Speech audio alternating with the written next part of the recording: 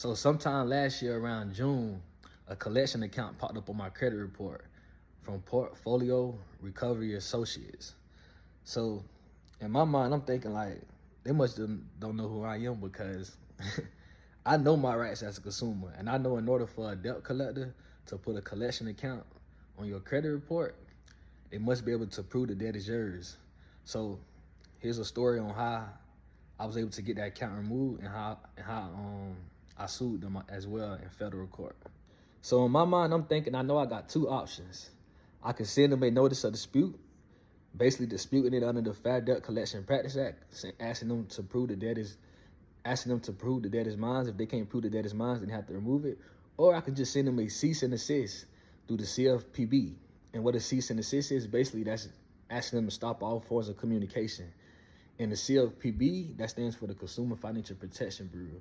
And what that is a government agency that help consumers enforce their rights under the Fair Debt Collection Practice Act. So in my mind, I'm like, hey, what should I do? Because if I send it through the mail, it's gonna take 30 days. If I send it through the CFPB, then I can get it removed within 14 days. So I'm like, man, I'm finna just send it through the CFPB. So I sent the complaint through the CFPB. So when I sent the complaint through the CFPB, the company responded back within 14 days. And usually they remove the collections in 14 days. But here was their response when they responded back. Let's read it together. So right here, this is the company response when I submitted the complaint. Let's just focus on this part. It say, we will honor the request to cease all communication regarding the PRA account unless otherwise permitted or required by applicable law. And also you see right here, we cease all communication regarding the PRA account.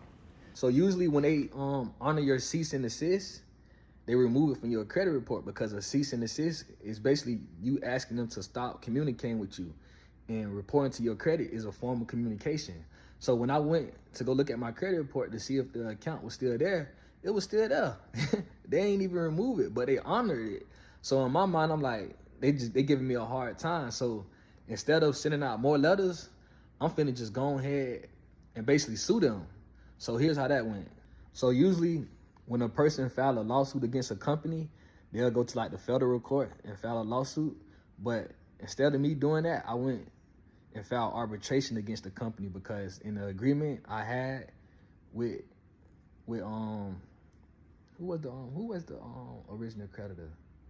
The agreement I had with Credit One Bank, it was an arbitration clause in it. So, and all arbitration is basically like if you have a dispute if we have a dispute, we agree to arbitrate instead of going to federal court. So that's why we went through arbitration instead of federal court.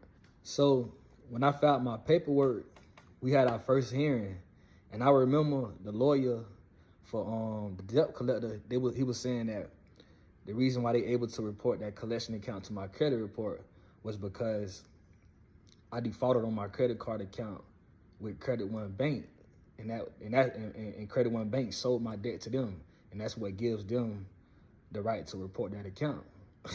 But that don't give them the right. That don't give them the right under the FDCPA. So I asked them, like, what documentation do y'all have to prove that the debt is mine?